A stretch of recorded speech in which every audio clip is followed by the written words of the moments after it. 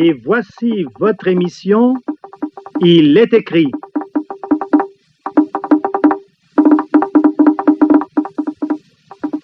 Une analyse des tendances, des faits, des événements de notre époque à la lumière des Saintes Écritures.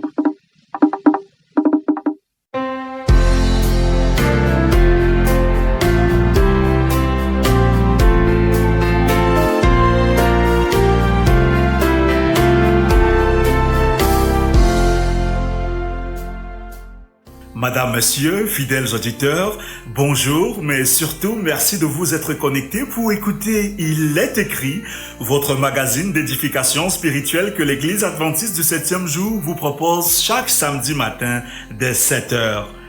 Lionel Simon gère la partie technique. Pour notre rubrique santé, nous recevrons les conseils de Madeleine Sangou. Emmanuel et Marcel Milon sont à la logistique.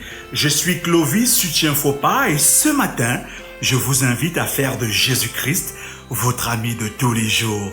Mes chers amis, où que vous soyez maintenant, à la maison, au bureau, au marché, à l'usine, dans les champs, en voiture ou partout ailleurs, installez-vous confortablement alors que nous méditons sur les paroles de cette chanson intitulée « Il est là ».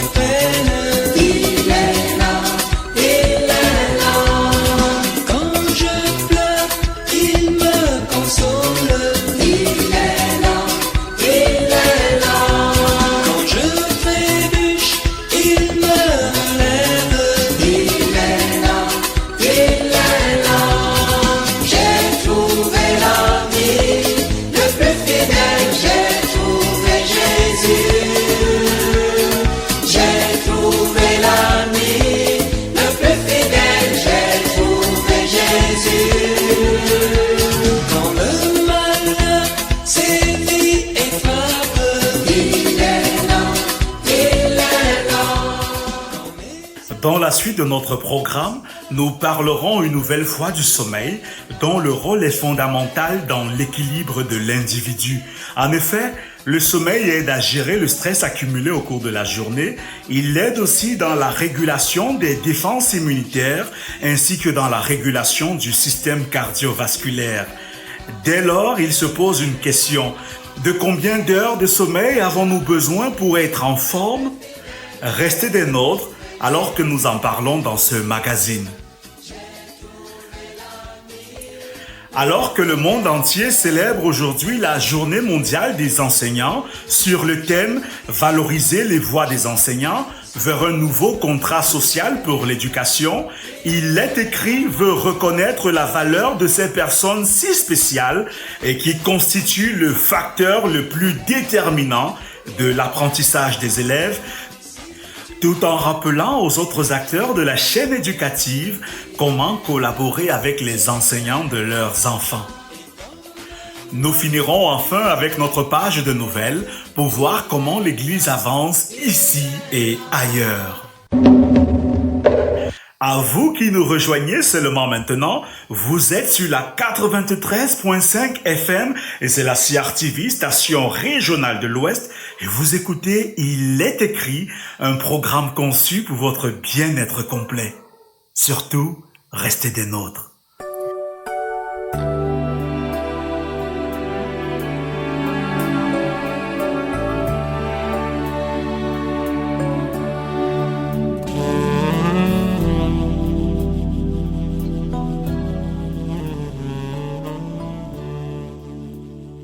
Madame, Monsieur, il est temps maintenant d'accueillir Madeleine Sangou parce que vous l'avez deviné, c'est notre rubrique santé et bien-être. Bonjour Madeleine. Bonjour mon cher Clovis, bonjour à vous aussi chers amis auditeurs. Ce matin, vous vous attardez sur nos besoins quotidiens en sommeil. Et oui mon cher ami Clovis, puisque le sommeil a un rôle réparateur. Le sommeil nous permet de rester en bonne santé et a un impact sur différentes fonctions de notre organisme.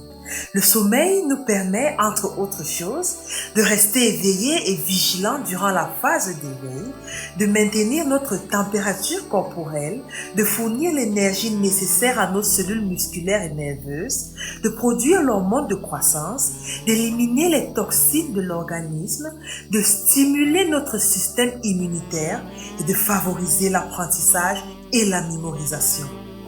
Mes chers amis, beaucoup parmi nous se demandent très souvent combien d'heures de sommeil il faut en fonction de l'âge.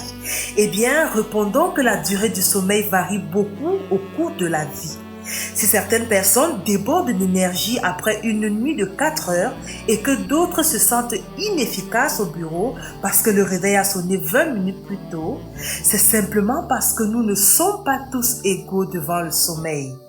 Après l'analyse de plus de 300 publications scientifiques sur le sujet, 18 chercheurs du comité scientifique de la National Sleep Foundation, organisme américain visant à promouvoir l'éducation au sommeil, ont publié le tableau suivant. De 0 à 3 mois, les bébés ont besoin de 14 à 17 heures de sommeil par jour et ne font pas la différence entre le jour et la nuit. De 4 à 11 mois, les bébés ont besoin de 12 à 15 heures de sommeil. Entre 1 et 2 ans, il leur faut de 11 à 14 heures de sommeil. Entre 3 et 5 ans, il leur faut de 10 à 13 heures de sommeil. Entre 6 et 13 ans, il leur en faut entre 9 et 11 heures. Entre 14 et 17 ans, ils ont besoin de 8 à 10 heures de sommeil. Entre 18 et 64 ans, nous avons besoin de 7 à 9 heures de sommeil. Et à 50 ans et plus, 7 ou 8 heures de sommeil suffisent. Selon Charles Zessler, président du conseil de la National Sleep Foundation, il est important de prendre connaissance de ces chiffres car nous passons en moyenne un tiers de notre vie endormie et notre état de santé repose en grande partie sur notre qualité et notre durée de sommeil. Cela reste une question essentielle qui influe sur notre durée de vie. Mes chers amis auditeurs, respecter sa tranche de sommeil est très important pour notre santé car, rappelons-le, de récentes études ont montré que le manque de sommeil peut avoir des conséquences très néfastes sur la santé. Pour finir, ajoutons que la volonté de notre Seigneur, c'est que nous puissions lui confier quotidiennement tous nos soucis afin de dormir en paix chaque nuit. Il est écrit en effet dans le livre de 1 Pierre, chapitre 5, verset 7, « Et déchargez-vous sur lui de tous vos soucis, car lui-même prend soin de vous. » C'est tout pour ce matin, mon cher Clovis, mais retrouvons-nous sans faute la semaine prochaine pour parler d'un autre sujet tout aussi intéressant. Bon sabbat à tous. Bon sabbat, ma chère amie, et s'il plaît à Dieu, nous serons au rendez-vous.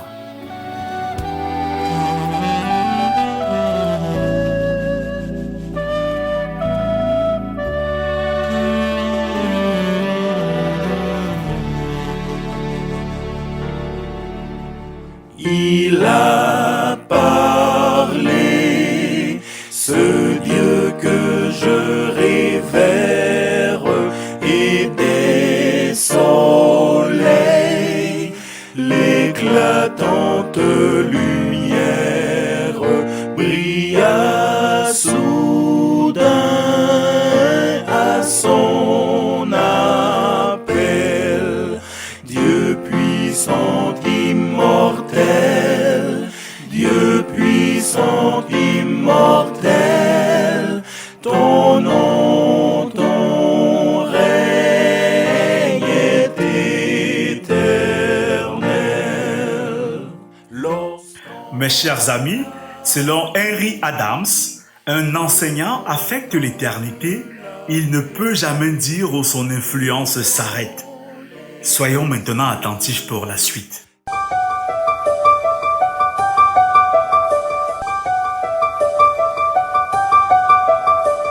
Madame, Monsieur, bonjour.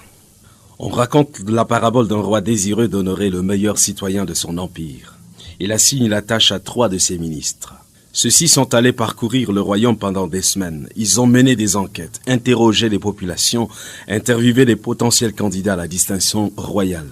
Au bout des efforts, chacun est parvenu à présenter un candidat.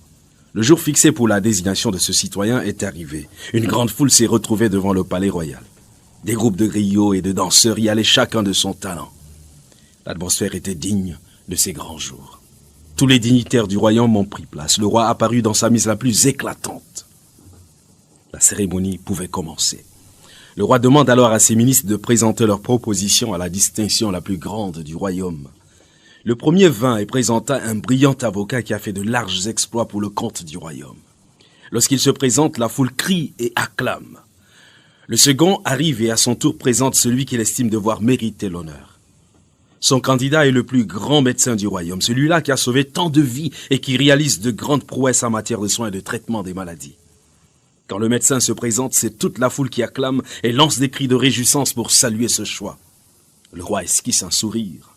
On dirait celui de la satisfaction. Mais il fallait aussi laisser le temps au le troisième ministre qui devait présenter le fruit de sa mission. Quand le troisième arrive, il portait sur son dos une vieille dame croulante sous le poids de l'âge. Il y a silence dans la foule. Puis quelqu'un lance un rire narquois. Le roi lui-même était sur le point d'exploser de colère pour une pareille blague de ce ministre. La foule est amusée. Il demande silence. Puis ce ministre dit au roi, quand ce brillant avocat et ce talentueux médecin étaient de tout petits enfants, voici celle qui leur a inculqué les notions de la vie et les connaissances qui leur confèrent tant de respect dans la société. C'est cette dame qui leur a appris à lire et à écrire, à vivre et à réussir. Le roi s'élève et désigne cette vieille enseignante comme le citoyen qui mérite la plus haute distinction de tout le royaume. La foule n'arrête pas d'applaudir cette décision. Ce n'est qu'une parabole, mais qui exprime le rôle combien important de l'enseignant. Alors que la communauté mondiale célèbre la journée de l'enseignant tous les 5 octobre, il faut reconnaître à ce corps de l'éducation tout le mérite. C'est un tableau assez sombre que nous livrent nos différents pays sur la situation de l'enseignant. Méconnu, sinon méprisé, l'enseignant traverse de ses vallées indicibles, indescriptibles. Ses sacrifices, ses douleurs, ses peines, ses nuits sans sommeil, ses mots appellent tout au moins à un instant de célébration, de respect. La journée a été instituée en 1994 par l'Organisation des Nations Unies pour l'éducation, la science et la culture, l'UNESCO. Cette date commémore la signature de la recommandation concernant la condition du personnel enseignant le 5 octobre 1966 par l'UNESCO et l'OIT, Organisation internationale du travail. En son article 5, nous pouvons lire ceci. La condition des enseignants devrait être à la mesure des besoins en matière d'éducation. Compte tenu des buts et objectifs à atteindre dans ce domaine, afin que ces buts et objectifs soient atteints, il faut que les enseignants bénéficient d'une juste condition et que la profession enseignante soit entourée de la considération publique qu'elle mérite. Il faut donc avoir de l'estime pour nos chers enseignants, mais aussi leur lancer l'appel à porter cette charge consciencieusement. Car l'enseignement tel qu'il est pratiqué devient source de notre enlisement. C'est vrai, lorsqu'il est mal fait, les conséquences sont lourdes et irréparables. L'enseignant chargé de former ces jeunes esprits, ces esprits fragiles, impressionnables, doit sentir le poids et la hauteur de sa responsabilité. Il en est d'extraordinaire, il en est aussi de médiocre, malheureusement. Mais aujourd'hui, il nous faut un véritable changement des cœurs. Car, que l'enseignant le veuille ou non, ses idées, ses points de vue, ses prises de position laisseront chez les enfants un profond sillage. Il faut donc trembler. Oui, il faut trembler face à une telle responsabilité. Il faut trembler non pas de peur, mais de charge. Lorsque j'enseigne, il faut que je sache que dans ma classe, il y a un futur médecin entre les mains duquel passera un jour un patient, moi y compris. Si je lui donne la meilleure formation, il saura sauver des vies, la mienne y compris. En enseignant, il faut savoir qu'il y a là, dans ma classe, un enfant qui sera président de la République, pilote, chef d'entreprise, bref, un leader de demain. Et comment lui donner le meilleur pour qu'il le soit de manière à honorer ma mémoire, à se hisser au-dessus de l'ordinaire? L'enseignant devrait posséder des connaissances qui dépassent de beaucoup celles que peuvent apporter les livres. Je cite ici cette éducatrice Ellen Gould. Il devrait posséder la vigueur et l'ouverture d'esprit, une belle âme et un grand cœur. Il y a tant de médiocrité, tant d'hypocrisie autour des jeunes qu'il est nécessaire que les paroles, l'attitude, le comportement du maître témoignent de ce qui est grand et de ce qui est vrai. Il doit s'élever au-dessus des considérations purement pécuniaires et s'attacher à la noblesse de sa vocation, à la noblesse de son art. Celui qui fabrique de grands hommes et non des robots à la chasse des diplômes. Je m'en vais illustrer par cette autre parabole, celle que propose Danny Kerwin. Il était une fois un roi qui voulait pour son fils unique et héritier une bonne éducation. Il envoya des serviteurs partout dans le royaume pour rechercher un enseignant pour le prince. Si le roi trouve l'enseignant digne d'une telle lourde responsabilité, il lui permettrait de déterminer son salaire. Beaucoup de gens ont postulé de partout dans le royaume. Après avoir testé tous les candidats sur l'étendue et la profondeur de ses connaissances, le roi réduit son choix à 3 sages. Il a ensuite demandé combien ils voulaient être payés et pourquoi ils estimaient que leur service était digne de cette somme. Le premier homme a dit qu'il devrait être payé 10 000 pièces d'or par mois. Parce qu'il était l'homme le plus intelligent de tout le pays et pourrait donner au prince des connaissances que personne d'autre n'avait. Il pouvait lui révéler les secrets de l'univers, les idées des grands philosophes du monde. Le deuxième homme a dit qu'il voulait 20 000 pièces d'or. Il le voulait par mois, parce qu'il était le meilleur professeur dans tout le pays. Il a proclamé qu'il pouvait faire apprendre tout à n'importe quelle personne, qu'elle soit idiote ou intelligente. Il a parlé de comment il pouvait discipliner un enfant à faire tout ce qu'il voulait. Il n'avait peur de personne, même du prince. Le troisième homme a seulement demandé une chambre, un tableau et un peu d'argent pour soutenir sa famille. Il a dit qu'il savait qu'il était intelligent, mais pas le plus intelligent. Il savait qu'il était un bon professeur, mais pas le meilleur. Il a dit qu'il devrait être choisi parce que ce serait un honneur de servir le roi, le prince et tous les citoyens du monde. Il a dit qu'il voulait que le prochain souverain de son royaume soit aussi sage que son père. Le roi, bien sûr, a choisi le troisième homme. Et c'est pourquoi, rigolerait-on, les enseignants reçoivent de salaires minables et navrants. Cette parabole nous rappelle ce que signifie être un enseignant. Pour certaines personnes, l'enseignement est un travail et un salaire. Pour d'autres, il représente un lieu d'exercer un pouvoir, une haute plateforme à partir de laquelle sont dispensées des connaissances. Le meilleur professeur, cependant, se rend compte qu'il ou elle est dans la classe pour aider les élèves à atteindre leur potentiel, leur plein potentiel. Il ne sème pas des tempêtes sentimentales dans les jeunes cœurs. Il n'exploite pas la fragilité de ses enfants tout malléables. Non. Et pour l'être, il faudrait que l'enseignant soit au meilleur de ses capacités. C'est vrai, il lui faut un salaire conséquent, plus à même de le mettre à l'abri de ses besoins et de ceux de sa famille. Mais aussi il faudrait que l'enseignant ne se laisse pas gagner par la fatigue. Sinon, il sera entraîné irrésistiblement vers le découragement, vers la froideur, vers l'irritabilité.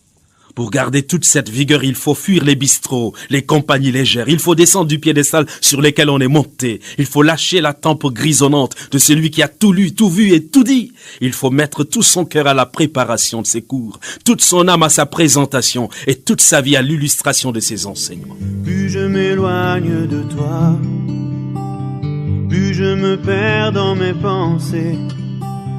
Mes os périssent et mon âme souffre, tellement mon cœur est attristé. Seul à genoux dans ce temple, je sais que tu peux me trouver. J'ai perdu toutes mes forces en route, mais mais à toi je veux crier, enseigne-moi. Mon être est brisé, je n'ai ni force, ni raison, ni sagesse pour me relever. Enseigne-moi.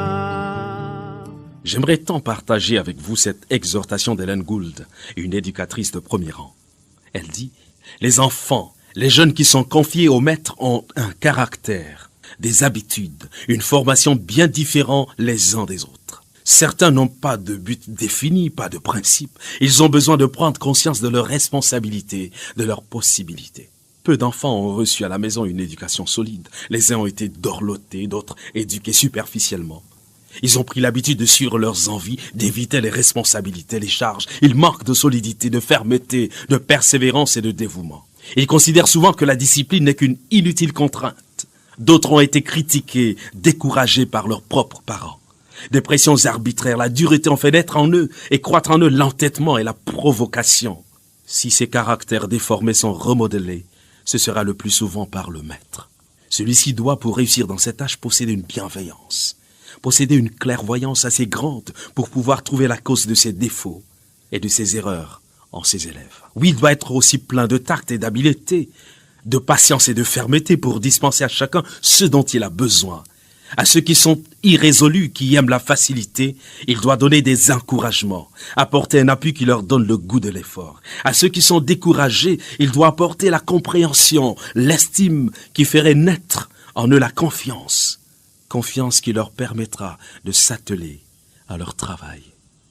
Souvent, les maîtres n'ont pas assez de contact avec leurs élèves, malheureusement. Ils ne leur témoignent pas suffisamment de sympathie, de tendresse, mais ils apparaissent comme des juges rigides. Être ferme et résolu, ce n'est pas être exigeant et dictatorial, non. Le maître dur et critique qui se tient à l'écart de ses élèves, qui les traite avec indifférence, ferme les portes entre eux et lui, et ne peut jamais les amener à bien faire. Jamais, dans aucune circonstance, le maître ne devrait être partial. Favoriser les enfants brillants, charmeurs et se montrer sévère, se montrer impatient, désagréable envers ceux qui ont le plus besoin d'aide et d'encouragement, c'est méconnaître totalement son rôle. C'est en s'occupant des enfants qui sont en faute et qui peinent ou qui sont difficiles que le maître montrera, que l'enseignant montrera qu'il est véritablement à la hauteur de sa tâche. Dans une étude menée auprès de 3000 écoles secondaires dans le Colorado aux États-Unis d'Amérique, les élèves ont jugé que le premier des critères d'un bon enseignant est l'intérêt qu'il porte personnellement à chacun de ses élèves. Un jour, un professeur a demandé à ses élèves d'énumérer les noms des autres étudiants dans la salle sur 2 feuilles de papier. Il leur a demandé de laisser un espace entre chaque nom. Puis, elle leur dit de penser à la plus belle chose qu'ils pourraient dire au sujet de chacun de leurs camarades de classe et de l'écrire. Ces étudiants l'ont fait. À la maison, l'enseignante a écrit le nom de chaque élève sur une feuille séparée et a noté tout ce que le monde avait dit à propos de cette personne. Le lundi, elle a donné à chaque élève sa liste. Soudain, toute la classe était souriante. Vraiment, elle entendait des chuchotements. Je ne savais pas que je plaisais à quelqu'un. Je ne savais pas que les autres m'aimaient beaucoup. Je ne savais pas que j'avais autant d'estime. Personne n'a plus jamais mentionné ces documents en classe à nouveau. Elle n'a jamais su s'ils en ont discuté entre eux après la classe ou avec leurs parents, mais cela n'a pas d'importance, l'exercice avait atteint son but. Les élèves étaient heureux avec eux-mêmes et entre eux. Ce groupe d'étudiants a remarquablement évolué et est resté solidaire. Plusieurs années plus tard, l'un des étudiants a été tué au Vietnam et son professeur est venu prendre part à ses obsèques. Elle n'avait jamais vu un militaire dans un cercueil si beau, si mature. Les amis et les camarades étaient présents.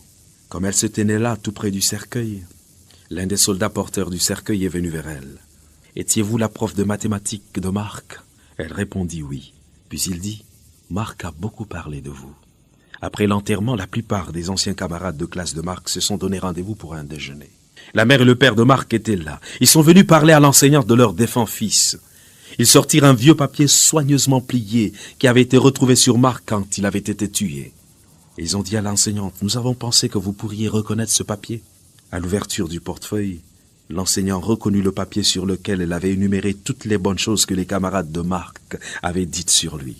Et l'un après l'autre, les autres camarades sortirent leur papier et remercièrent la dame. « Moi aussi j'ai gardé mon papier.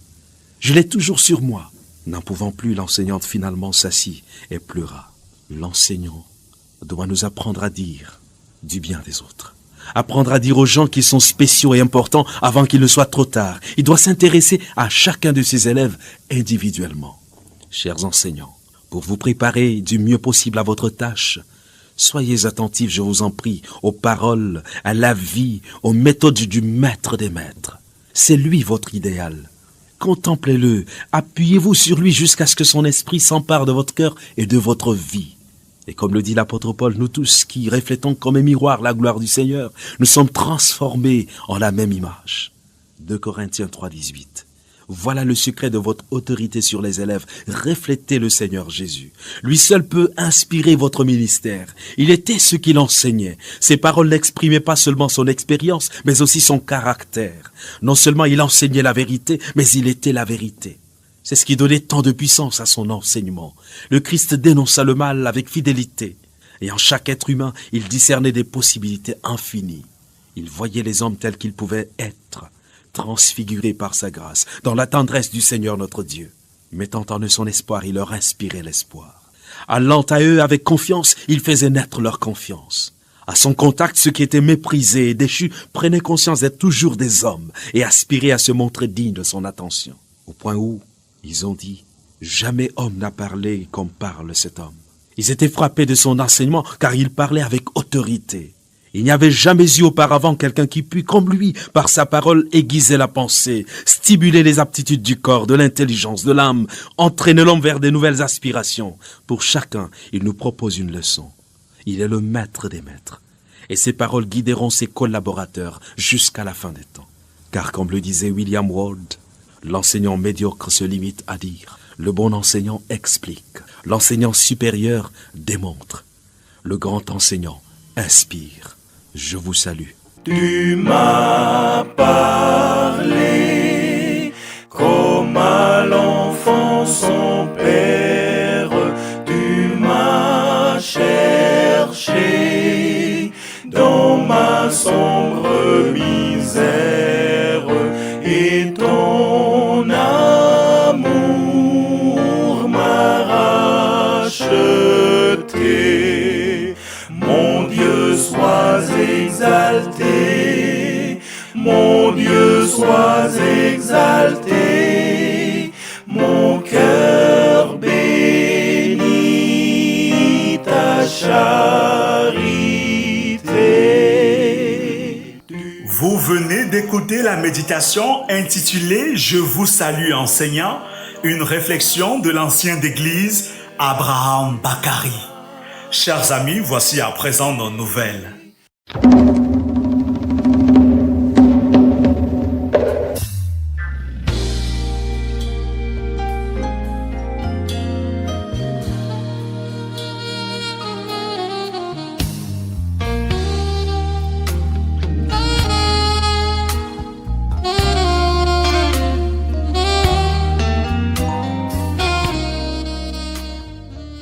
Dans le cadre du réveil et de la réforme, chaque jour, nous lisons un chapitre de la Bible et cette semaine, dès demain dimanche, nous lirons dans le livre de Luc au chapitre 24 jusqu'au livre de Jean au chapitre 6. L'autre lecture de la semaine se fera dans le livre Jésus-Christ au chapitre 68 et 69. Chaque jour, à 7h le matin ou 7h le soir, nous allons supplier le Seigneur de nous accorder son Saint-Esprit. Nous allons prier aussi pour toutes les familles victimes de catastrophes naturelles dans le monde. Centenaire de l'Église adventiste au Cameroun, les membres du comité d'organisation sont connus depuis mardi dernier. En effet, par son vote numéro 22-148, le comité exécutif de l'Union Mission du Cameroun, la plus haute instance de direction de l'Église adventiste dans notre pays, a désigné les personnes suivantes pour préparer les festivités.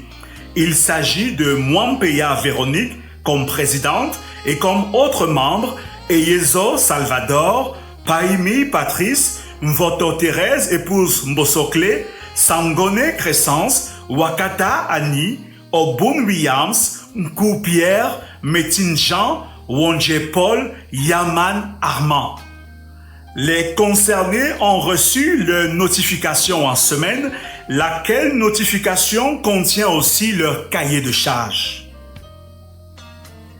En éducation, plusieurs collèges adventistes étaient dans un programme spécial de retraite spirituelle dimanche dernier, donnant ainsi l'occasion au personnel enseignant et administratif de s'humilier devant le Seigneur et lui réclamer son esprit pour une année scolaire réussie. Ainsi, par exemple, du côté de Douala, au collège adventiste de Lokpom, le corps enseignant et administratif a recherché la face du Seigneur sous l'encadrement spirituel du pasteur Ndikibias Gustave Olivier, qui a mobilisé l'attention sur le grand thème générique « Avec Dieu, l'espoir est possible ». Du côté de Fumbot aussi, au complexe scolaire bilingue adventiste de Fumbot, une quarantaine d'éducateurs étaient également réunis sous la houlette de leur aumônier, le pasteur Yotejo Alexis, sous le thème générique « Sur les pas du Maître ». Écoutons à ce sujet le pasteur Yotejo Alexis. Et nous avons développé un sous-thème très important intitulé « Le pardon et l'unité, la clé du succès ». Il était question de comprendre que nous sommes différents, nous sortons des origines différentes, nous avons plus ou moins des caractères différents, nous avons des mentalités différentes, nous ne regardons pas les choses forcément de la même manière, mais toutes ces choses-là, toutes ces divergences-là ne veulent pas être une barrière entre nous pour empêcher qu'on se serre la main pour travailler ensemble. Ce samedi est journée de prière et de jeûne dans l'Église adventiste mondiale. Dans les plus de 213 pays où ils se réunissent chaque semaine, les adventistes et leurs amis vont élever tout spécialement vers le Seigneur des sujets de prière et de supplication en ce qui concerne les catastrophes naturelles qui font des ravages parmi la population et qui sont des signes annonciateurs du retour de Jésus, le Sauveur du monde. Un autre sujet des plus importants sera de prier pour l'effusion du Saint-Esprit. Dans la Fédération des Adventistes de l'Ouest Cameroun, signalons que c'est ce matin, dès 10h, au cours d'un culte solennel, que sera installé officiellement par les administrateurs de la Fédération, le pasteur René Nkaye, nouveau chef de district ecclésiastique de Vouri 5. Ce sera à Kondi, PK8, à l'esplanade du foyer Baham. À l'étranger, en Argentine, l'Église adventiste se mobilise pour aider les victimes des récents incendies dans la région de Cordoba, spécifiquement dans la vallée de Punilla. Jusqu'à présent, les incendies ont laissé un bilan de 20 familles ayant perdu leur maison, tandis que le feu continue de tout ravager sur son passage. Julio Agüero, l'une des victimes, a raconté son expérience. C'était très rapide. Il n'y avait pas le temps de réagir. En quelques heures, ma maison et de nombreux autres ont été consumés par le feu. C'est le jour le plus triste de ma vie, mais je sais que Dieu m'aide et cela me donne la force de continuer.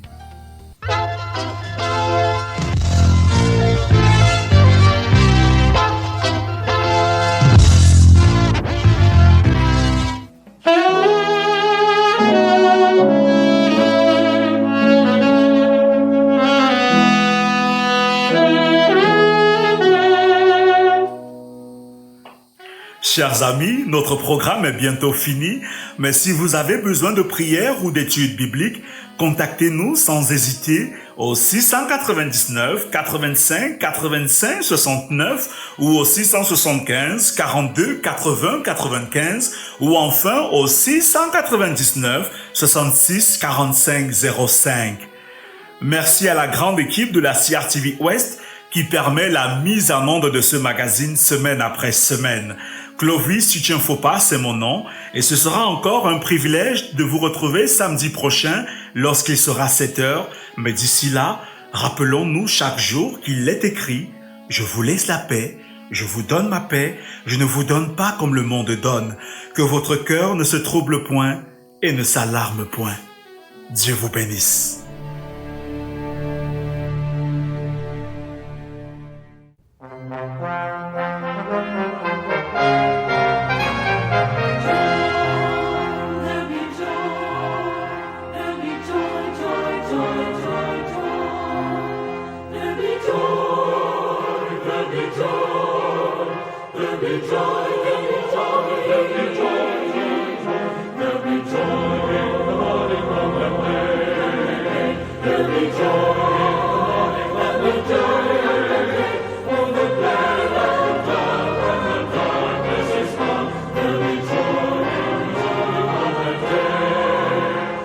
There be